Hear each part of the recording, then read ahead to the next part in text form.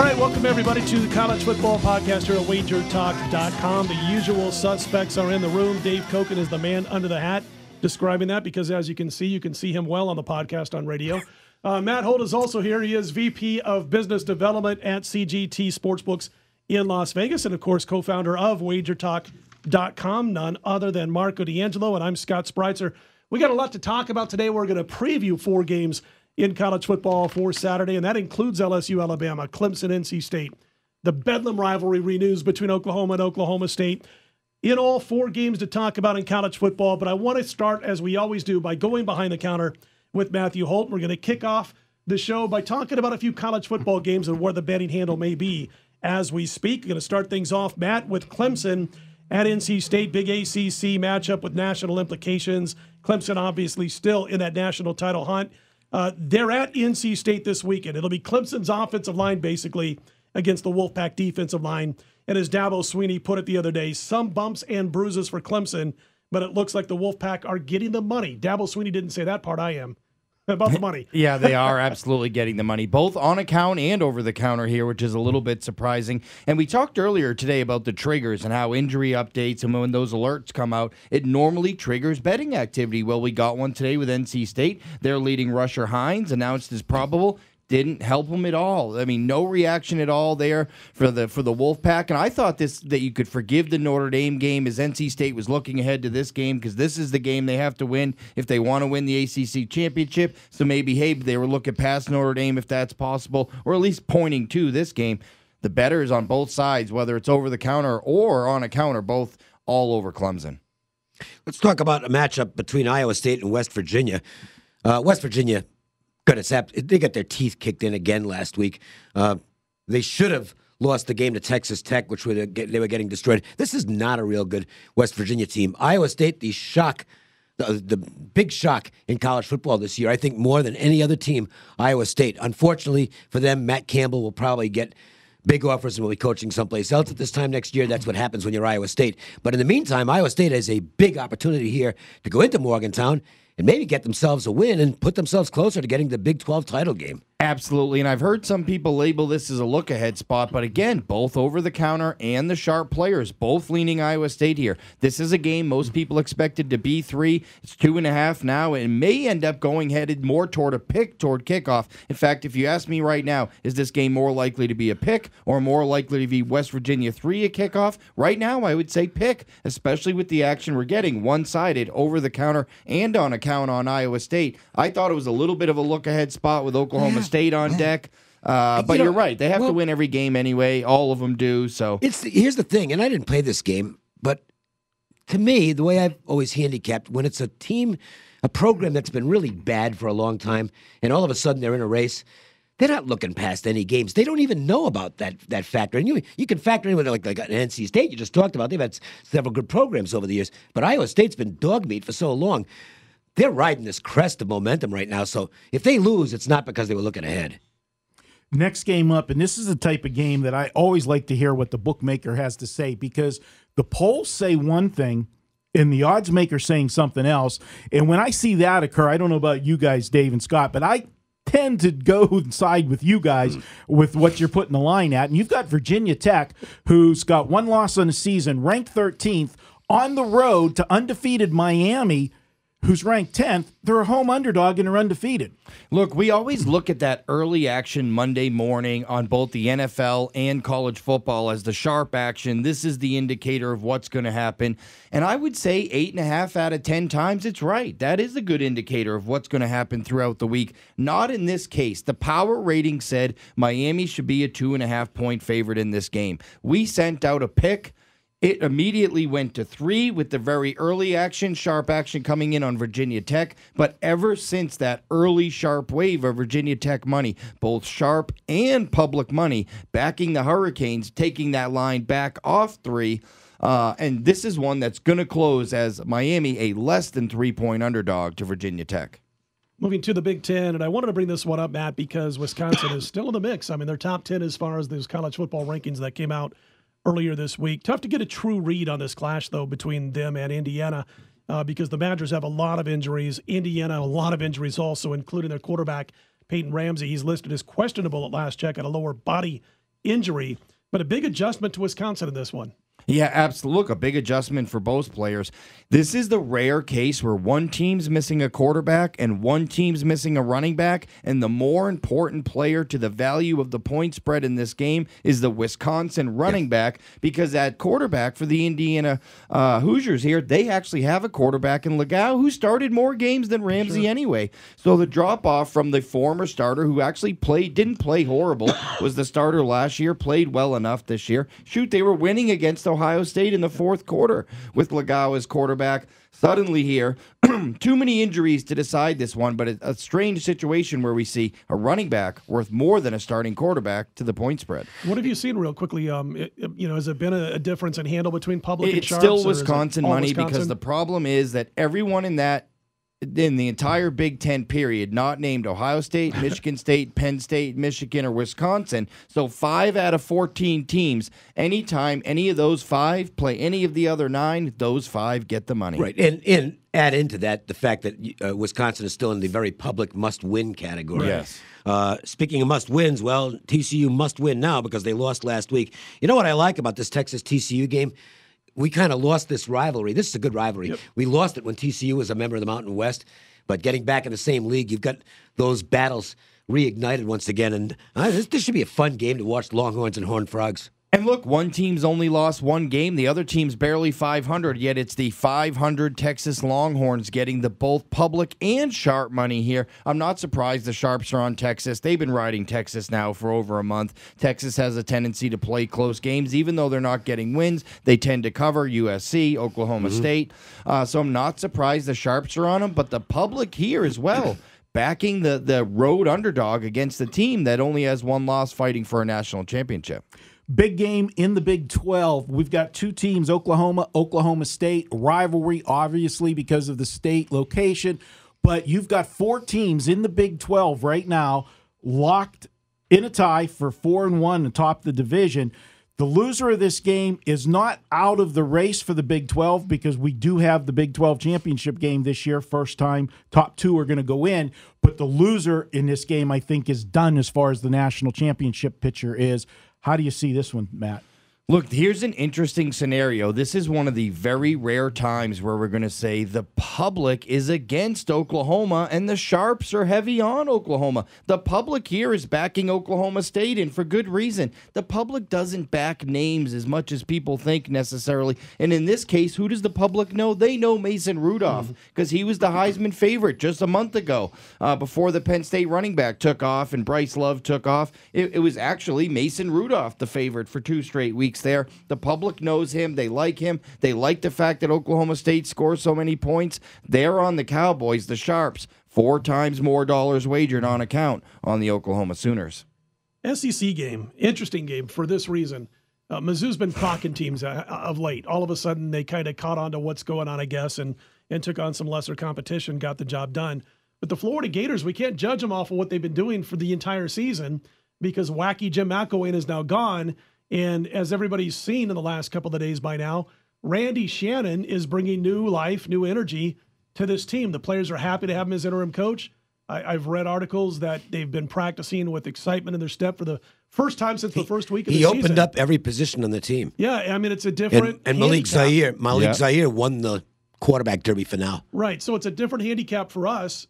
You guys still got to come up with a number. And how's the betting going between the sharps and the public on this game? Pros versus Joe's game here, and I don't think the public is jumping on Missouri as much as people might think, although the Missouri offense has come to life the last month. They finally but against Idaho and Connecticut. So, agreed, absolutely. But they did score a bunch against Georgia to cover the number. I think they hung almost 30 points on Georgia to cover the number there. So this team is scoring more in general. Nobody really scores that against Georgia. Granted, it was a big look-ahead spot for Georgia, but they still put up a bunch of points against Georgia. But the sharps actually like Florida here. Look, this was a team, despite the fact that they went to the SEC championship game 2 years in a row when they weren't supposed to, this year they really were supposed to. And this has been one of the biggest letdown teams I think that we've seen at Florida the last few years. But to your point, this roster is still really good. The defense is still really sound, and I think the Sharps, like the quarterback change to former Notre Dame quarterback Malik Zaire, maybe breathe some new life into this offense. I can remember doing week 1 on the ESPN local show in Las Vegas. Dave and I were talking about Florida, Michigan, And it was being reported that Malik Zaire was going to be the lead guy. And then all of a sudden, there's a little switch, and it's not Malik Zaire. And you got to kind of wonder what that did to the players a little bit, because it felt like McElwain.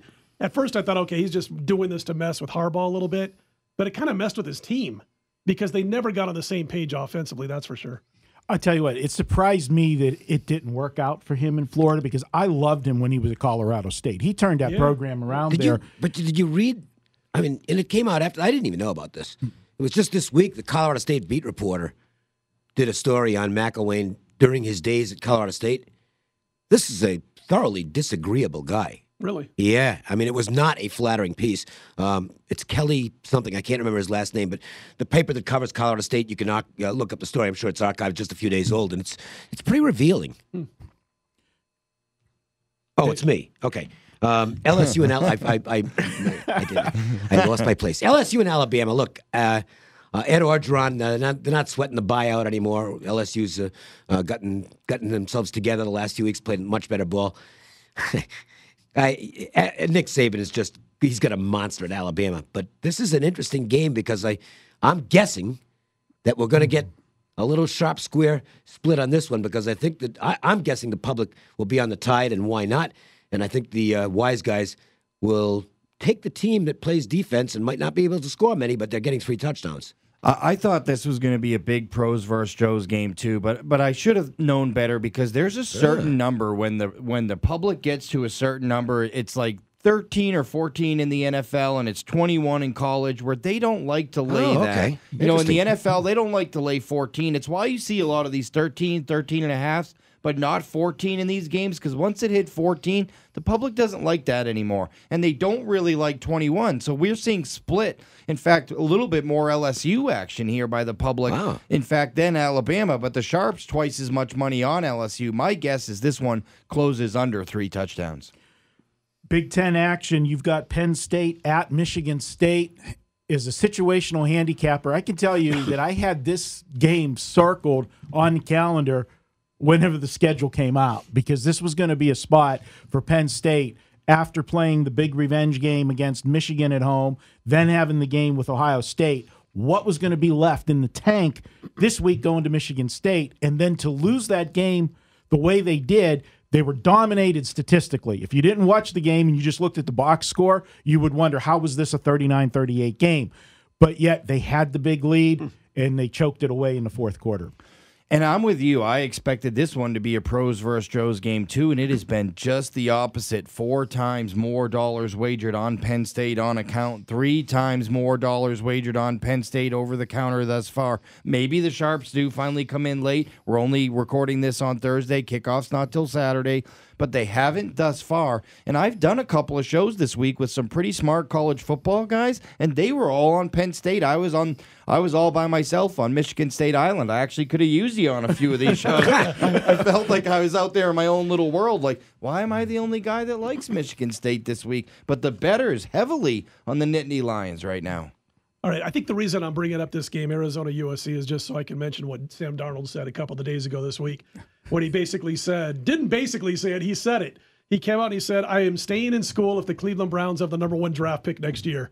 And that's all he said. So there you go. I mean, the Cleveland Browns remain that dumpster fire at quarterback and other positions. It's just absolutely amazing. All right, guys. So Arizona at USC. USC opened 7.5. Last check at CGT. Still 7.5. They're at home against Arizona. Rich Rod, boy, maybe not all due to him, but the team's running the football pretty good now.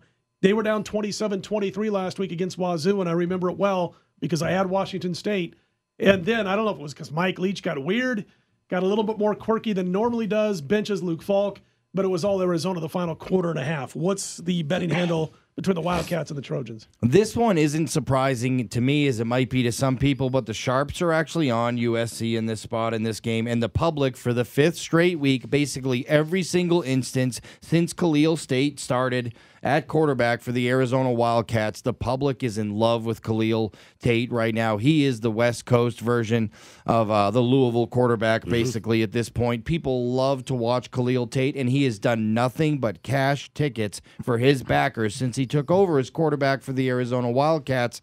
The public all over Arizona. Sharps on a USC. Are you getting any action on the total in this game? Because Scott knows he does an Arizona show each week too, and I have to break down Arizona every week. This is a team now, 20 straight Pac-12 games that they have allowed 30 points or more of their defense. You know they're going to score. Arizona. Are you sure? Yep. What about that Utah game on a Friday night? Wasn't it 2016? No, not Arizona. Okay. I'll double Just check asking. that. But they are a team that gives up a ton of points, and you know that USC is going to give them points. You got me looking now. No, keep going. You know what? He had me looking too, but since you're doing it, why should we both? I'll take your word for it. But are you getting anything on the total with this one? Because USC is going to get their points. Agreed, and I think the Sharps like the under in this situation for this reason. USC is finally getting some players back on defense this week. Yep. You know, for not just players, good players. It's under back the radar on defense. how injured they've been. Oh yes, my gosh, I agree. Injuries. Yeah. Apologize. 30-24. Oh, so it was 30-24. Oh, I thought you were apologizing to Matt. No. I apologize. I apologize. There was a 30 involved. There was a 30. There you go. Let's go. So it's the way, 20 straight Pac-12 games. The Dawkins kid in Arizona has officially changed his name to Wally Pip. There you go.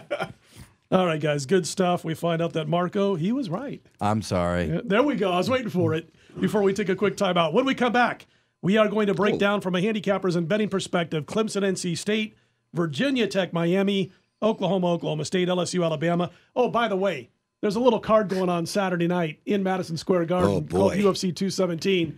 Boy, if you're not a mixed martial arts fan, it's because you haven't seen a card like this. Matt's going to break it down in full, give us a couple of plays from that card a little bit later in the show, along with best bets. We are WagerTalk.com. It's Manic Monday, and that means every pick at WagerTalk.com is just $9. Get a play in any sport valued at up to $30 for just $9 each and every Monday at WagerTalk.com.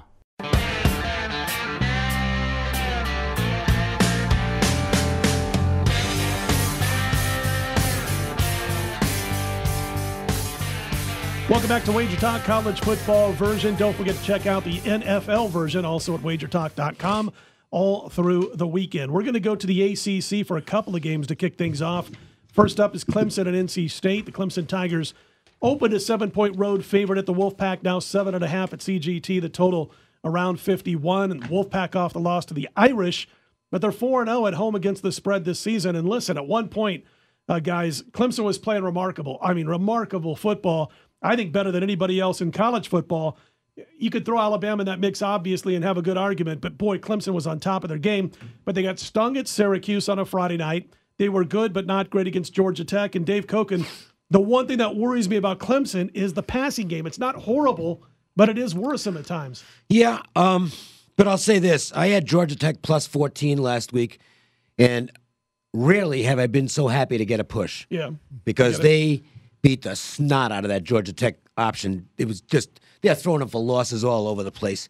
So where's NC State going to get the offense here? Notre Dame did a number on them last week. And here's the thing. They punished them physically. That's an aspect of Notre Dame football that we're not really talking about, is they are really physical. Brian Kelly's got himself a nasty football team there. So I wonder about the fatigue factor coming out of that game and coming home to face a Clemson team that's also very rugged physically. I know this is one of those spots where, as a handicapper, you kind of try and find reasons to take the home dog and go against the popular favorite. I can't find any here. I'm not going to bet it because I don't really want to lay the points either. You know, Doran's got a capable squad.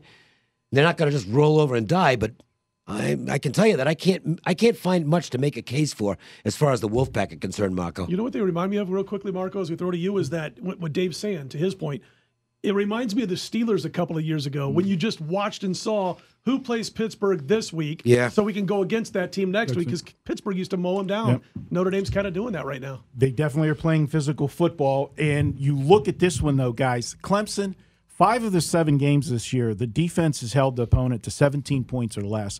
NC State, they do have a passing game, but it is set up by their running game. And if they can't run the football and Clemson makes them one-dimensional, I just don't see NC State having success, and that's when you're going to get turnovers. But I'll tell you something else, and this is a mistake that people make a lot. They go back and look at last year's score, and I can guarantee you that in every publication, somebody's going to make a reference to, well, last year, NC State gave them a battle. They only lost by 7 points last year as a 21-point road dog. Now they're playing at home, and there's no Deshaun Watson. Well, one thing about last year's game, and whenever I see a score that looks out of the ordinary from the year before, I go back to last year's schedule and look and see when they played. Clemson played NC State the week after they rolled a team 56-10. And, oh, by the way, who did they have on deck in their next game? Florida State. You want to talk about a look-ahead spot? Sure. If we were doing the sandwich spot, there you go, the look-ahead to Florida State. So they're going to be prepared for them this year. I like Clemson. I'll lay the points. Good stuff, Matt. Marco talked about circling games before the season started, and I circled this game. And I don't think they lost by 7 points last year. I'm 0 for 1 against Marco today, but I would throw the challenge flag there because I remember. Pay me, 24-17. I thought it was a missed field goal at the end of that game last year. It was a missed field goal at the end of the game. Wasn't it a missed field goal? Overtime. NC State missed the field goal. Oh, man, pay up 2 in a row. Having one of those nights. Man, I'm sitting here looking for a reason to stick up for you, man. By the way, if you're wondering what they're betting, it's the trading places scene between Don and Micky. $1. Yeah, good luck getting that out of his pocket. Yeah. Talking about Marco. So, I did remember the missed field goal. But look, all year I knew this NC State team was going to be good. I liked this team. I knew they'd have revenge for that miss. And that was a chip shot missed field goal, 30-yarder missed field goal to beat Clemson last year. I thought this team's going to have revenge. They're going to catch them in a good spot. I circled this game. I don't love it as much as when I circled it before the season, but I'm sticking with that. I'm going to forgive the Notre Dame loss last week because their top rusher got hurt early in the game, Hines, and he went out. He's probable to come back this week. And look, you can say that maybe they got behind and didn't give a max effort to come back last week because, look, this is the game that matters. You beat Clemson here. You still are in control of your own fate for the ACC title. That's what NC State's playing for at this point. I'm going to go ahead and take the 7.5 and be in the minority, and I know I'm bucking the trends. Clemson 6-2 against the spread last state. In NC State, road team 13-3. 13-3-1 against the spread last 17 meetings. I'm going against all the trends and leaning NC State plus more than a touchdown. Don't mind you bucking the trends, just don't buck D'Angelo. No more tonight. The mind's a steel trap. He has a computer in front of him. We're all going off our memory, and he's sitting here with a laptop. The mind is the steel trap as he looks at his iPad. Yeah. But I gotta like it because he takes whatever tool to his advantage, All right, Virginia Tech's at Miami, another ACC game, and we talked about the betting handle on this particular game. Virginia Tech laying 2.5 on the road to Miami Saturday night. I got to ask you, Matt, how much, should we punish or credit Miami for kind of playing on borrowed time here with these real tough, sneaky, eke-out victories that they've had of late? Do we punish them? Or do we credit them for getting the job done and landing in the win column? Look, these are 18, 19, and 20-year-old kids. The motivation isn't the same every week. For a couple of weeks, it took them a little bit to adjust their offense because Walton was really the focus of their offense for 4 straight weeks. Sure. All of a sudden, Walton's not there. He's gone for the season. They don't really have anyone. You don't replace a guy like Walton in college football. So now you have to reinvent how you do everything. It took them a couple of weeks, but I don't understand the love for Virginia Tech here. I said this to someone the other day. Their non-conference schedule. This is Virginia Tech's big wins. Delaware, East Carolina. They hadn't beaten anybody, Virginia Tech. The one time they stepped up in competition, they got waxed by Clemson at home. I don't know. They both beat Duke by more than 17. Okay, Miami waxed them worse. I'm not sure here why there's so much love for Justin Fuentes and this Virginia Tech team in this spot. I know Miami hasn't looked great lately, but I would only lean Hurricanes. Well, I'm not betting this. And if I did, I'd probably take Miami. But the one fly in that ointment is that Mark Richt. How many games like this has he lost over the years at Georgia? These are the games Rick could never win. And it was what separated Georgia from being, like a top 5 program on an annual basis, instead being a top 25 program. Maybe it'll be different with the Canes. But I've got to see it first. I've got to see him, get rid of those shackles that, to me, carried over from his days at Georgia. And they haven't had a good offensive performance since and Walton got hurt. Walton's he's a real difference maker. I mean, that kid's a first-round draft pick type, agree. a football player. So, but I would still only bet Miami because on my numbers, the value is with the Hurricanes. Correct. Well, I'm going to be the one on Virginia Tech in this one, and me and Matt. I'm with you, Marco. Me and Matt's and you know what? If you're disagreeing with Matt tonight, in particular, I am so glad I'm with you. That's right. Okay, I changed my mind. I'm looking at this Virginia Tech team, and when I first saw the number and I saw that they were giving Miami the points at home, I'm just saying, boy, doesn't Miami look like the great, classic live home dog? And I thought it would be the game that the Sharps would want. And I hate being on that popular dog that the Sharps want. A la Wake Forest a couple weeks ago when every Sharp in the world was on Wake Forest. I look at this Virginia Tech team. They've only done one thing wrong. They lost to Clemson. There's no shame in that. Who did they beat? Delaware, East Carolina, West Virginia, and that's it. I agree with that. But they've done what they're supposed to do. And they should have lost to West Virginia, and none of us think West Virginia is a good team. Absolutely. That was the first week of the season, and they got outplayed in that game, but they ended up to make the plays at the end that they needed. And it was fortunate for me because I had them in that game. So did I. It was a lucky win, but I'll take it. But I like this team, and I like the defense. And my problem with Miami is you could say, all right, last week they were looking ahead maybe to Virginia Tech with the poor performance against North Carolina. But what about the Syracuse game? What about the Georgia Tech game? And I know Georgia Tech's playing better this year, but still, I want you give me the good defensive team, and the fact Bud that Foster, man. I like Virginia Tech here. Miami, if they get it done this week, then they make a believer out of me, but I'm just not sold on them yet. I'll take the better defensive team. I'll throw this at you real quick here, or throw this out there, not at you. But anyway, Miami, if you look, we talked about Walton being out. Last couple of weeks, North Carolina outran Miami 176 to 59. Syracuse 264 to 136. So they're averaging about 3 yards per carry. They're about 250 yards minus against those two teams combined. And during those two games, because they've been able to run the football, their quarterback, Malik, is it Rozier? Rozier, yeah. Malik Rozier, 52% passer in those two games without Walton. Now you're going to go up against Bud Foster, who allows 11 points per game this year. Now, if this wasn't Bud Foster, or Bud Foster was a rookie DC, I'd say, yeah, but they've done it against scrubs. But this is Bud Foster. You know what I mean? He kind of does it every year. So, hey, maybe we're on the wrong side, Marco, but we are both on the same side in this particular game with Virginia Tech. Matt can rip us apart next week if we happen to lose that game.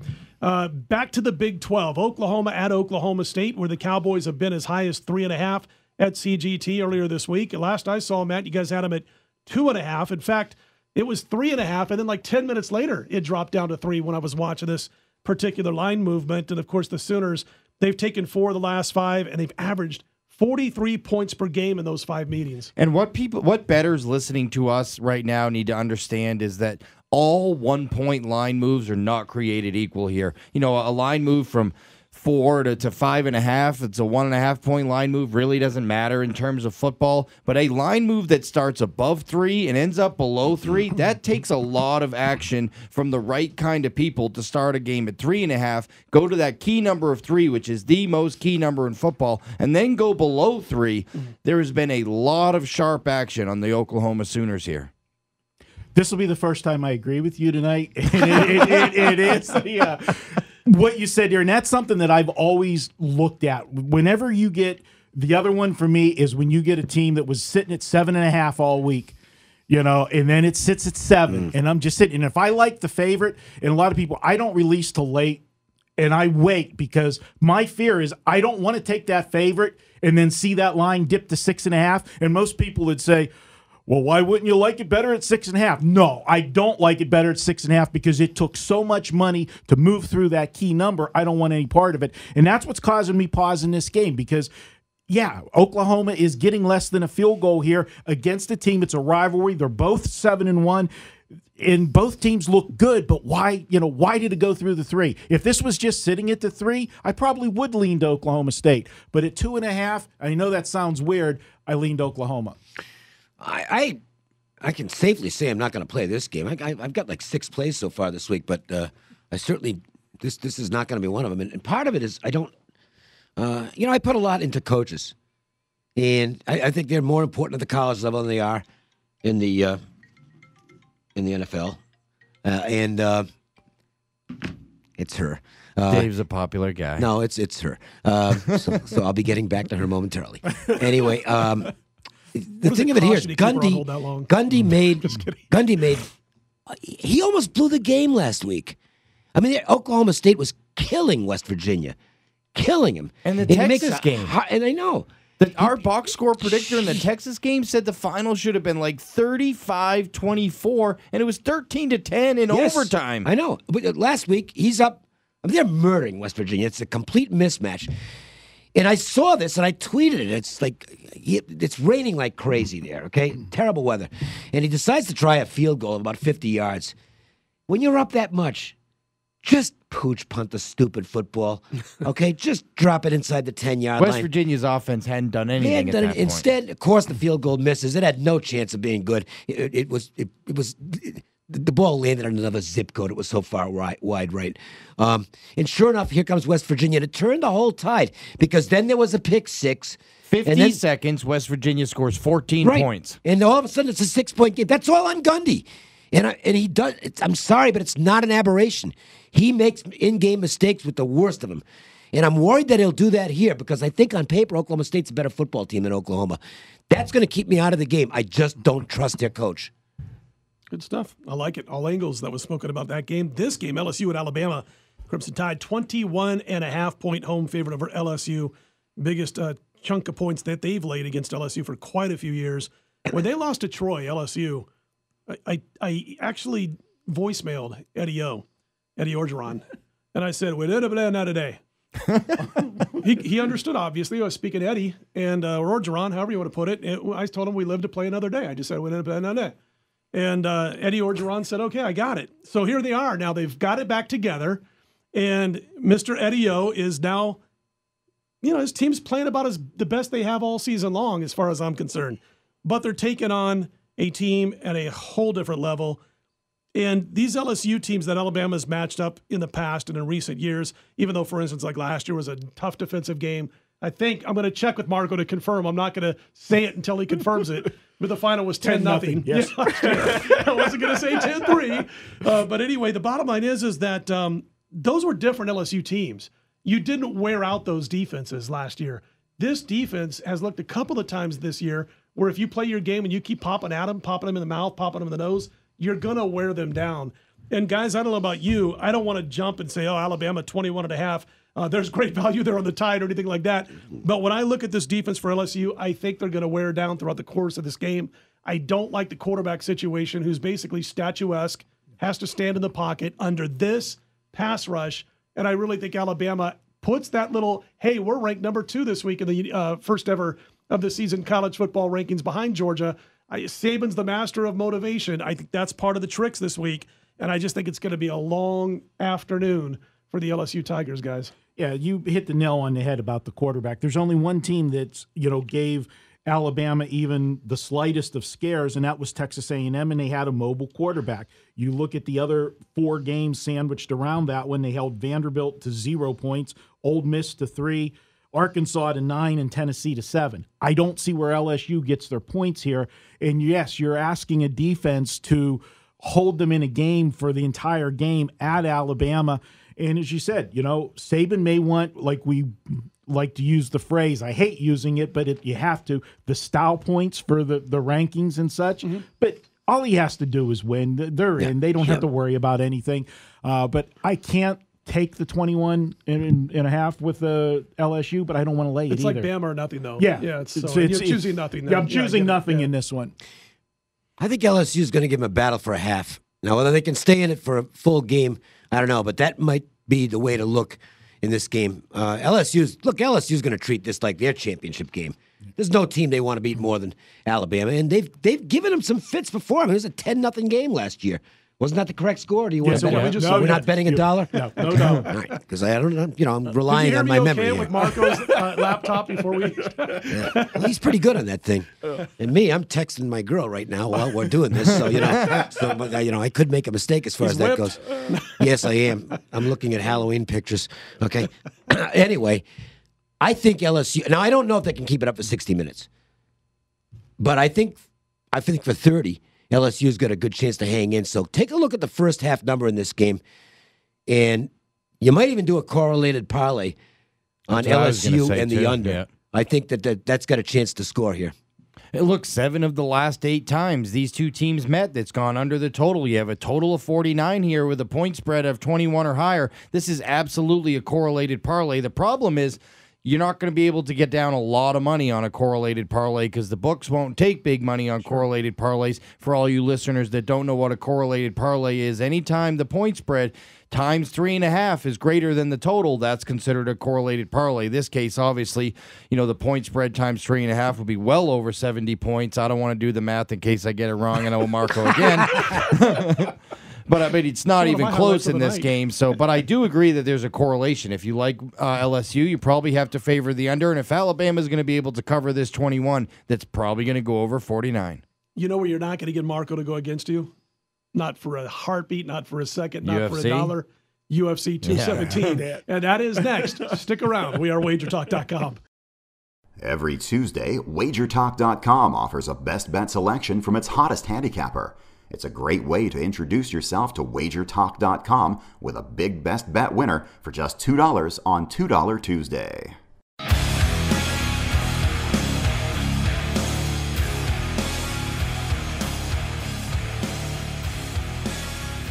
Welcome back to Wager Talk College Football version. Also, a little bit of fight action coming up in this particular segment. Stick around because in just a few moments, we'll get to best bets for this week's college football. And don't forget to check out our Wager Talk NFL podcast. All right, it's UFC 217. And, man, I've been waiting for this for a while, Matt. What a great card on paper. And I do think it's going to be a card that translates into the octagon. And everybody who watches this fight, I think, is going to walk away feeling like they got their money's worth, no doubt about it. This week, the highlight, or the lead fight, I guess you could call it, is Bisping against GSP.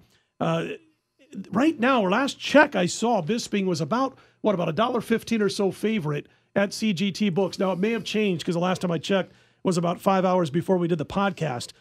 How do you handicap when you sit down this particular fight, knowing that GSP was once one of the best takedown percentage and takedown accuracy fighters, but hasn't fought for 4 years? It's difficult to gauge what 4 years of ring rust does. Look, I made the mistake of saying that it's too far away from the octagon. 3.5 years with the Korean Zombie, who came back and knocked out Dennis Bermudez in that fight, and I lost a bunch of money there. But in this fight, I try to expect that let's assume I'm getting the same GSP that left. That's the only assumption I can make, that the 4 years away, haven't heard him here. And I do think this is the best card of the year by far here. And what makes this main event so great is the unknown. What about those 4 years with GSP? And I know another great pay-per-view that did huge numbers this year because of the unknown, and that was Conor McGregor versus Floyd Mayweather Jr. Could Conor's power translate into boxing? Was Floyd too old? Those are the questions we have here all of a sudden. Can GSP not only return to the same dominant level he was 4 years ago, last time he fought November 27th, 2013, that split decision win over Johnny Hendricks, but can he also move up in weight? Sure. And have the same effectiveness he did? I like Michael Bisping in this fight because I know what I'm getting with Michael Bisping, a guy who used to fight at 205 pounds for a long time at light heavyweight, was successful there, dropped down to middleweight now. And people might say Michael Bisping's close to the end of his career at 38 years old, and that sure is true. But fact right here, for as long as Michael Bisping's career has been in the UFC, his current 5-fight win streak is the longest winning streak in his UFC career, and he's on it right now. So he is fighting as good as he ever has in the UFC. Took that title fight on 2 weeks' notice, knocked out Luke Rockhold, has looked really good in the last couple of years. Beat Anderson Silva, beat Talis Lates. I think if he can keep this fight standing, he's a volume puncher that has a lot of power, double-digit KOs. I think he's either going to win a decision or knock George St. Pierre out if he keeps this fight standing. If GSP can get those takedowns, though, I'm going to be on the wrong side. Yeah, when you look at the numbers, I mean, strikes landed per minute, that goes in the favor of Bisping. And I'm using, obviously, numbers that GSP built before the long layoff. But you had Bisping with strikes landed per minute, his advantage. But, just about every other important category fell in the favor of GSP if you look at his career before taking this time off. It's such a mystery. How's the public and the sharps been betting this one? Because I know with MMA fights, if they're not extremely well-known fighters, it's more sharp than anything else, is what I would assume if you're behind the counter. But in this particular match, you've got Bisping, who it's a love-to-hate type of situation. Yes, with he's Bisping. the perfect heel. Yeah, and then you got GSP, who is very popular, so there's going to be public money and he's in viewed this. as the angel here. Yeah, never did exactly. anything wrong. Oh, shucks, never said a swear, glass of milk, leave it to Marco? Beaver. And then on the other side of it, we have the perfect heel, getting into fights at bars, getting into fight at World Series There's games, that. getting sued with another fight. I mean, this guy is all over the place. He's the perfect villain. Got in another fight almost yesterday at the press conference Did he with really? Jorge I didn't see it. Masvidal Oh in my the gosh. lobby outside the elevator. This guy just can't stay away from trouble. It finds him all the time, and he embraces that role. And again, it's just great. It's the unknown that captivates this whole fight. People don't know what they're going to get from GSP. They want to bet against Bisping. He's the heel. It's going to be unbelievable two-way action on this. I'm on the old man in this fight, Michael Bisping. Nice stuff. I can't wait to see Joanna Jacek. I think I pronounced that right? Joanna She's the- Jacek. Pardon if anybody's offended by this. I don't care. Is she the hottie from Portland? I'm From offended. Poland? Yeah, Poland. Did you say Portland? Portland, no. Poland, Oh, yes. She's that was your date last week. Yeah, she's Portlandish. But the Polish girl, Joanna Hottie, big favorite this week. Can't wait also to see Masvidal Thompson. You mentioned Masvidal getting into a little bit with Bisping, but also Dillashaw Garbrandt. Of those three fights, and I know Joanna's a pretty big favorite, of those three fights, which one captures your attention the most when it comes to plucking down your little bit of bankroll in the fights? I've been waiting for this podcast all week, so I'm not limiting myself to one. I'll go through them super fast, 30 seconds of fight. Take your time. Seriously. Love Cody Garbrandt in this. I love Cody Garbrandt in this fight. The first time they were supposed to fight, he was minus 140. Rarely in MMA and in boxing do you get real grudge matches. Conor McGregor and Floyd Mayweather didn't hate each other. Really, that was a promotion. But you know who did? Daniel Cormier and John Jones. You know who did? Tito Ortiz and Chuck Liddell. And because those people hated each other, it captivated people to watch. I wanted to watch John Jones fight Daniel Cormier. I knew they hated each other. These two hate each other. They used to train together at Team Alpha Male. They don't anymore. TJ Dillashaw moving on to train with Dwayne Bane Ludwig in Colorado. These two teams hate each other. They coached against each other on The Ultimate Fighter. Cody Garbrandt snatched him by the neck in one of the episodes. The problem here for Cody Garbrandt, the only reason I'm not laying the wood, is he just had neck surgery. The first fight got canceled this summer, and then the guy had neck surgery, and I'm not smart enough with injuries to know exactly what a serious neck surgery means. And coming back in less than 3 months from it, what kind of shape is he going to be in to fight? For that reason, I have to leave this alone. But Cody Garbrandt might be the pound-for-pound best fighter in MMA right now. Wow. You know the problem with neck injuries, and I had one when I was in my late teens and playing a lot of different sports and all that kind of stuff, is that you get so conscious of the fact that your neck has been hurt that you resist when you shouldn't, and you hurt your neck again. Even if it's just a pain at the time, a pain in the neck. Even if it's just a pain at the time, it does stiffen up on you because you're thinking about it so much. I got to watch out. And if a guy gets him in some kind of a headlock, and in type a of sport thing, where you're trying to choke people and wrench their neck, and you might, when you're supposed to just kind of go with the flow, you might tense up. You always have to factor that into it. I do, and I don't know what it means. So for that reason, I'm going to leave Cody Garbrandt alone. As much as I love Joanna Jacek, Joanna champion, I truly believe that she is the greatest female MMA practitioner to ever step in a cage. Ronda Rousey was the most popular. Joanna Jacek is by far the greatest we've ever seen. That's why she's still undefeated. But I have a bet on Rose Namajunas here because at plus Really? 500. Wow. Okay. I actually bet it twice already at 2 different books in town. And I love this underdog play here. The one kryptonite we have seen with Joanna Jędrzejczyk, and we saw it with Claudia Gadelha. We've seen it with Carolina. She can be taken down early in fights. Claudia Gadelha took her down at will for 2 rounds. Remember that. And then, of course, 3rd round on, she couldn't take her down anymore, and Joanna just beat her to death standing. But if Rose Namajunas takes you down, she's not going to try to ground and pound you. She is the most creative submission artist in the UFC right now, and she's only 24 years old. I think she might be able to take Joanna down. And unlike Gadelha, who was just trying to ground and pound, she knows how to tie you up in nasty submissions. 5 of her 6 wins by submission, some of them really creative. I think this is a lot closer fight than you think. Look, if she doesn't get a submission early, Joanna's going to pick her apart the rest of the fight. And you have to get it early before they get really sweaty. While the bodies are still dry, you can get a grip on one of those arm bars, neck, something. I think it has to come early, but I think there's a live chance on it, and I played her at a 5-1 dog. Dave, you look like you were going to say something. Was there? Well, when you were listing the top females, what about Cyborg? Where is she? I think Cyborg's had some up and down. She's probably in the top 5 ever. The problem with Cyborg is because of her size, right, which is way bigger than any women's division there's ever been. Plus the allegations. Plus the allegations. Face it, they're out there. I mean, she has lost before, A, and B, she hasn't fought anyone yet because there's no one in her size to fight for women. They are going to try to do the Holly Holm fight. That'll be a really great indicator. Unfortunately, Cyborg's starting to get older too. I don't think we're ever going to get to see Cyborg against women her size when she was in her prime, because maybe her prime has passed her a little bit, unfortunately.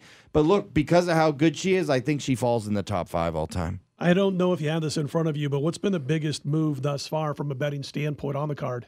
Sure, so we'll go over 3 big moves real quick, starting with number 1, Joe Duffy. This one opened at $165, went all the way to $195, looked like it was going to be $2. Then some guy that works at a big sports books in town gave out James Vick yesterday on a bunch of shows. We're all the way back down to $145 on David the favorite. Scott on Las Vegas Sportsline. I can't remember that guy's name, though. We're back down about 50 cents back the other way now. I told everyone on the videos yesterday with Dave and Scott, hey, bet James Vick now. The price is only going to go one way. Since then, we went from $195 all the way back down to minus $155 on the favorite, and that fight is only going one way. Look, James Vick is taller, stronger, faster. Joe Duffy is the guy in 2010. His claim to fame is in a smaller European organization. He beat Conor McGregor. He's the guy that beat Conor McGregor before Conor McGregor. That's right. It was before Conor was Conor, basically. That's right. Yeah. And now he came over to the UFC. He's 4-1. He stepped up in class one time against Dustin Poirier, got absolutely blasted. James Vick at this point quietly 7-1 in the UFC. He's looking for a big fight. He's been asking Dana, give me the top guys. I love James Vick's confidence. I love his size for this weight class, and I was surprised he was an underdog here. I made the fight a pick him. I got plus 165 and plus 155 on James Vick. Another one that moved a ton, Micky Gall versus Randy Brown. Micky Gall is famous for is only 4-0, but has become one of the more famous fighters in the UFC. So Dana White found him and featured him on one of those Dana White looking for a fight shows. That was the kid's pro debut, Micky Gall. Then he put him in an 0-0 versus 1-0 match in the UFC for the winner gets to fight CM Punk. He won that match against the guy making his pro debut, then went on to beat CM Punk, who's not really a fighter, in his pro debut. And then in his 4th fight, he fought Sage Northcutt, who has no ground game at all, who looks like a video game ninja, and he beat him as well. On the other side of this, we have a guy, Randy Brown, 9-2, 3-2 in the UFC, who had to go through the ditch to get here, right? He fought hard. He did it the right way. On the feet, the one thing we learned in the Sage Northcutt fight about young Micky Gall is he can't strike. This is not a guy who has elite MMA level striking, but he has a big name because they keep putting him in these big showcase kind of gimmicky fights. CM Punk, the former wrestler, and Sage Northcutt, the video game ninja, and all these things. On the other side of it, you have a real fighter. This line opened Randy Brown minus 125 because that's what the fight stats say should be the favorite, Randy Brown. All the public bet Micky Gall because he's the name here. It went to Micky Gall minus 30. Here come the sharps taking Randy Brown at that plus money price. If you can still get Randy Brown at even or better, this is the bargain of the card. So are those your 2 favorite fights as far as from a betting standpoint, Vick and Brown? They are, and I do like another underdog on the card, Corey Anderson versus Ovin St. Peru. Ovin St. Peru coming off a win at UFC Japan where they had injuries, and he ended up having to fight a 170-pounder and Yushin Okami, who moved all the way up to 205. And of course, OSP was just to save the card. Yep. OSP knocked him out in the first round, but OSP has had serious trouble with athletic wrestlers in the past. Glover Teixeira whipped him. Ryan Bader was able to out-wrestle him. He hasn't been able to stop wrestlers. Corey Anderson is all wrestle. That's all he does. It's probably going to be boring. It probably won't be exciting, but at plus 150, Corey Anderson is very likely to out-wrestle Ovin St. Peru. That's great stuff. I mean, top to bottom, it's not going to get any better than that when it comes to analyzing the UFC. Do you have any problems with any statistics, It was Marco? all right. Everything he said was correct. I agree 100%. I just wanted to make sure if you were following along, if you had any disputes with any of the numbers Matt actually had. Something to do with a pound or two off there with one of the fighters. Other than that, he was okay. I wanted to give out your Twitter account also, because your Twitter address at Matthew Holt VP, at Matthew Holt VP, because you will get a lot of updated information Friday, Saturday, right up until fight time, in case anything breaks over the next several hours. And it's really important. Not just to follow me on Twitter, but to follow UFC on Twitter on Fridays, and to follow Bellator on Twitter on Thursdays, because these weigh-ins are critical. And there's an example of it on this fight here. Johnny Hendricks versus former welterweight champion Johnny Hendricks, now fighting at middleweight. Hasn't looked very good lately. His opponent, Paulo Borrachina, up to minus 225 in this fight. And I know the sharps are waiting. If Johnny Hendricks is actually in shape, the sharps are going to bet him. But Johnny Hendricks came into his last fight with a trucker gut. So, I mean, he's always having a hard time. Even I know this. And again, I'm not. But I know that this guy, he always has a problem with this. So, and that, to me, questions motivation, how much he still wants to dedication, do this. Yeah, he's just, to me, I apologize if this isn't the case, but he sounds to me like a guy who's reached the point in his career where he's grabbing a paycheck. Sure, and that very well may be the case. He's been doing that for a while now too. I mean, where he just has a problem, he can wait. But his opponent here has never fought anybody yet. Right. But he's 10-0 with 10 finishes, and he's only been out of the first round one time in 10 fights. And look, people want this guy to be good. But if Johnny Hendricks actually trained, got in shape, this is a former welterweight champion of the world. He'd be pretty live at 2-1. Well, that's ifs. If the queen had something, she'd be the king. Okay, I mean, so it's the if. I don't get it. The if game is one of the biggest problems people have when analyzing sports, whether it's boxing, MMA, football, basketball. But MMA gives us a weigh-in to see. Yes, exactly. But they always well, if so and so plays like he's capable of playing, they're going to win this game. Yeah, but if Dwight Howard plays like Dwight Howard could, he'd be heading to the Hall of Fame. Only he never did. So he's not. And that's the problem with Hendricks at this point, is all I ever hear is this guy, he's having trouble making weight again. I don't think he wants to do this, and I think he just wants to get paid. But that's why it's important to watch the weigh-ins. Because if he looks like he normally does, I have no interest in Johnny Hendricks. But if he actually motivated and said, look, I need to get back in this, or the checks are going to stop, you never know. You think there's any possibility he does? I'm going to see at the weigh-in. Okay. There you go. If he's ripped at the weigh-in at 2-1, there's value. Okay. If he's not, he won't last around. If you can't watch the weigh-in, again, check him out on Twitter. Plenty of people tweet it out right because away. he will post and it will be retweeted. All right, good stuff with UFC 217. When we come back, best bets this week's college football. Stick around.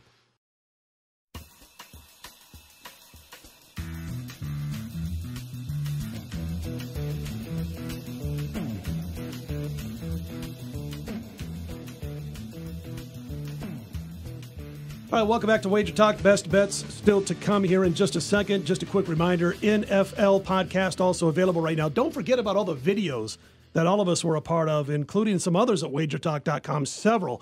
Had to be at least 8 or 9, 10 videos that are up this week in both college and pro football. So best bets in those videos included. Let's start first with our man behind the counter at CGT Sportsbooks. He is VP of Business Development over there, and you can follow him on Twitter at Matthew Holt VP. What you got for us this week, Matt? I'm going to go with Marco because I've been having bad luck fading him here tonight. So I'm going to go with a little tactic that Marco said earlier. You hate to lay a favorite that opened 7.5, went to 6.5. I'm going to take an underdog that opened plus 7.5, is now 6.5, and that's the Army Black Knights. Army opening as a 7.5-point dog, down to 6.5, and the main reason, Army already clinched for a bowl game for the second straight year for the first time since 1980. 1984, 1985, and they already committed to playing in the Armed Forces Bowl. There's only two things Army wants to do the rest of the year before the Armed Forces Bowl. That's beat Navy and beat Air Force. Those are the only two things that matter to Army. You could probably fade them in the rest of the games. And they're playing a team in Air Force that has struggled mightily on defense, especially against option teams this year. They gave up 56 points to New Mexico running the option, 48 points to Navy running the option, despite the fact that Air Force runs the option themselves and sees it in practice this time. They haven't been able to stop it at all season. Army's already won 2 games this season without even throwing a pass. I'm going to take Army to get the win over Air Force straight up here, but I guess for this show, we're taking 6.5 points. Do you recommend, this is a good question that you can answer for bettors. When a situation like that exists, do you buy to 7, buy the hook? I personally don't. Not in this spot. I don't think it's a bad investment. And it depends what you're laying. If you're laying 6.5, 10, and you're buying to 7, then you could make the case whether or not there's value in 7. And assuming they're only charging you 10 cents. Right. Oh, yeah. Yes. I mean, if you're going to go to 7 minus 130, forget about That's it. right. Minus 120, maybe a little more. That's sure. right. Yeah. And there's a good argument for both sides of that. So, yeah, sure, if you're buying. But in this game here, because in NFL, maybe it has more viability. But in a game where they're probably going to score 70 again, I don't like giving up the extra 10 cents. There's going to be a little bit of action going on at the betting window this week. And if you're in the state of Nevada or you're coming to Nevada, listen to this podcast and you'll be in Nevada for the weekend. I mean, I can't wait. 9 a.m. kickoff. And it's going to go through UFC 217 Saturday night and all those left coast games that are going to be played late at night. And because of that, you're out and about, you're doing your thing. Maybe you're going to a show or two or catching a bite to eat out late at night. Matt, there's a good way to take advantage of all that and betting on these games from 9 a.m. until midnight on Saturday without having to be in a sports book. Yeah, and it's going to be one of those weekends. UFC pay-per-view, an amazing, really important college football slate that's probably going to help determine who actually makes the playoffs, along with, a lot of stuff going on. Full NBA card, full NHL card. Look, take the 5 minutes, download the app, sign up for an account, whether you're at the bar, whether you're at the club, whether you're at the game itself. Bet the games where you watch the games from the convenience of your mobile phone. That's how people bet in 2017. He is the man under the hat. He's been a friend of mine since the late 1980s. Holy cow, are we old? I was 12. At Dave Cokin is where you can follow him on Twitter. Dave, what do you got for us this week? And also what you got going on at WagerTalk.com? Well, okay, first let me talk about what I've got at WagerTalk.com. I put out my 3 early games, and the reason I mention that is I usually put out just 1 on Sunday nights. I put out 3 this week. That's how much I like the schedule. So all 3, and I have not lost one of those all year long. They're 100%. It's been great with the Sunday night plays. It's like the old days of the Stardust. I've added my college football game of the week plus a play on Ole Miss Kentucky that I like. So I've got 5 games out there right now, and I think I've got a great chance to win them all. So check those out at WagerTalk.com. Stanford and Washington State's a game that really interests me. Now, I know I might not have Bryce Love here. And Bryce Love is he is clearly one of the best offensive players in the country. So he's a tremendous difference maker for the Cardinal. But if he does play, then I've got a huge bargain here in terms of point spread value because that line would definitely move. Okay, I think the line was made with Love probably not going to play. And there's a chance he's going to go. Here's some other things that apply to this game. First of all, neither team's in great form. Stanford's won 5 in a row. But they looked awful last week against Oregon State. However, that was without Love. Washington State has a 28-0 win over Colorado 2 weeks ago, but the game sandwiching that, awful, as they got mauled at California, and they got blown out in the second half last week at Arizona after looking like it was a game that might win. Sure. So I don't think they're in good form. And here's the thing. I spotted this one. I like to read these press conference reports, because a lot of coaches don't say anything. Back in the old days here at UNLV, John Robinson would say absolutely nothing. If the team had played well, he'd say, boy, the players were great. And if the team had played lousy, he said the coaching was terrible. Okay, nothing ever controversial. Mike Leach is the opposite, okay? So Monday, at his presser, somebody asked him what he thinks of the job that David Shaw's done at Stanford.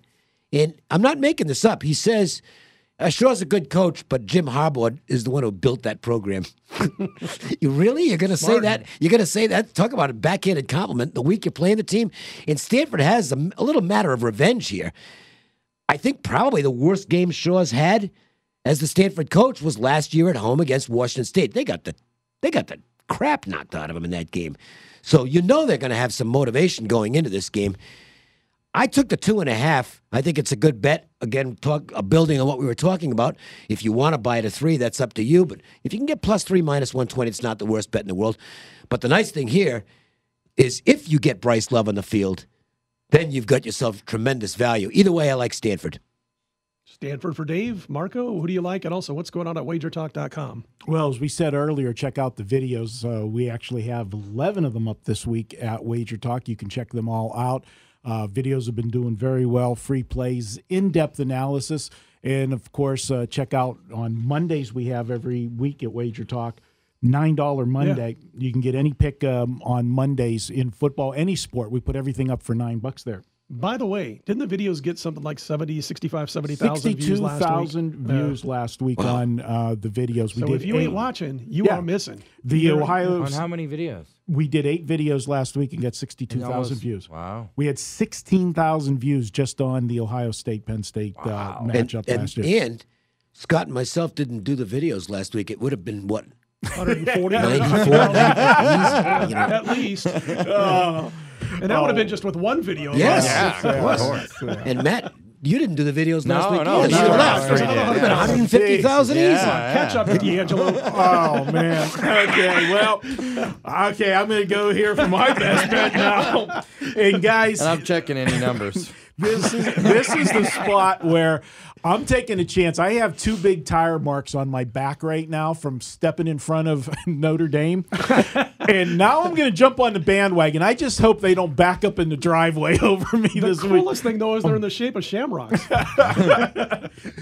I'm taking Notre Dame, and this Wake Forest team's coming in here, and everybody's going to look. And I know a couple weeks ago, Wake Forest, we talked about it earlier, they were the public sharp dog against Georgia Tech, and they didn't get it done there. They weren't able to handle the run.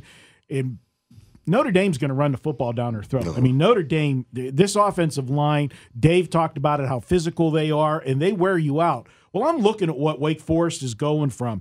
Wake Forest has played Florida State, Clemson, and Georgia Tech 3 consecutive games, then played Louisville, got the, if you want to call it an upset, they were the small dog at home over Louisville, and now they're going to Notre Dame. This is going to be their 3rd road game in 4 weeks after that schedule that I just said, and now they're going to play a physical Notre Dame team. And forget about the Louisville win last week. Yes, I know they got Lamar Jackson and everything, but Louisville was coming off of Florida State. For a team that's already got 3 losses on the season, Louisville, that was their last game that meant anything for them. And I'm not looking at it. I think that was a flat spot last week for Wake Forest to take advantage. I like Notre Dame. Right now, the line's at 14. I think you grab it because I think if this line's going to move either direction, it's going to go up. Grab it at 14. Lay it with Notre Dame. I look for a big outing from them on Saturday. Good stuff, sir. And I tell you what, I got my best bet here, and I'll keep it short, but I wanted to mention that we have this special going on this week that Johnny put up, in fact, for me at WagerTalk.com. We're hitting 63% this year in college football at WagerTalk.com. That's all college football plays at WagerTalk. 85 and 55, 61% going back to the start of last year in college football. And because we didn't want college basketball to feel left out, we've got 93 and 55 last year in college basketball for the season, but I love the month of November, as you know, Marco, and 14 and 5 last year in the month of November college basketball, 72 and 41 the last several years in college basket. So we've put college football, college basketball together for the entire month of November, and it's for only $225. It's up right now at WagerTalk.com. $225 gets you both college football, college basketball for the month of November. And just in case you weren't paying attention, college basketball gets underway with about 3,400 games on Friday and Saturday next week, November 10th and 11th, right around there. So Cokin says he's going to be on it starting this Sunday because it'll take about a week to go through all those games. Just you got to do the research. Yep. And then just start throw out game after game after game, because the idea, and I think we're along the same lines on this, is There's like, I mean, seriously, there's like 140 games out there. It's the heaviest day of the entire season, I believe, in terms of number of games. I want to try and get it down to like 2 or 3 games. Absolutely. Yeah. Okay, so you're going to have to do a lot of research. There's no way I'm going out there and playing 20 games the opening day of college basketball. And that's the thing, you know, you were like me. Well, but here's the thing. Dave's like me on that Sunday night. But I he's can't, already... and also, well, here's the thing. I want to sell. You know, I'm trying to give out to my customers exactly what I'm getting. I can't give my customers 20 games. So I have to look at it from a pragmatic approach. For me, I've been itching. I've already read the Blue Ribbon cover to cover twice. Lindy's, I feel like I have such a good feel of these teams already. Absolutely. I can't wait till they hit the court so I can bet them. See, Cokin's like me because Saturday night overnight, if you still do it like you used to, I think you do, I do, you're already jumping into college football from what happened on Saturday and getting ready to handicap. So when the lines come out in college football for the next week on Sunday, you already know, you've already got your value done, your lines done for your own self. I've got my early games opening night's a Friday this year, right? No, I'm talking about college football first of all. No, but the thing is, and so when you get all that out of the way, you've got like 5 days to break down that card in college basketball while you're still doing all your updates on your college football. Right. But it takes that college football, the abundance of the work out of the way every week. Dave's like me, he's a night owl, and we're both up late Saturday night into Sunday, you know, handicapping what's going to happen next week based off of what happened in the last couple of weeks in college football. And it gives you a head start, I think, for college basketball, because I'll be looking at this college basketball card Monday, Tuesday, Wednesday, Thursday, leading right up to Friday's opening night and Saturday's games. By the way, best bet. The Florida Gators I'm taking on the road over Mizzou. You mentioned Oregon State giving Stanford a run for their money last week. I had Oregon State in that game. Corey Hall has been a heck of a boost energy-wise, the interim coach for Oregon State since Anderson said, I'm out of here. And he's having fun. He is. He's a little bit of a spaz on the sideline, but you know what? But his kids are playing their ass. Absolutely. Randy Shannon, I think, is going to be the same kind of fresh air breathed into this Florida football program. I like him this week over Mizzou. All right, good stuff, guys. Again, best bets from Matt Army, from Dave Stanford, from Marco Notre Dame, from me, Florida. And don't forget, check out the NFL podcast when you get a chance this weekend. We'll be back next Thursday with our college football podcast. Until then, you know the drill. Put them in the win column. And I bid you good night. Good night. Good night. I'll catch you on the flip side.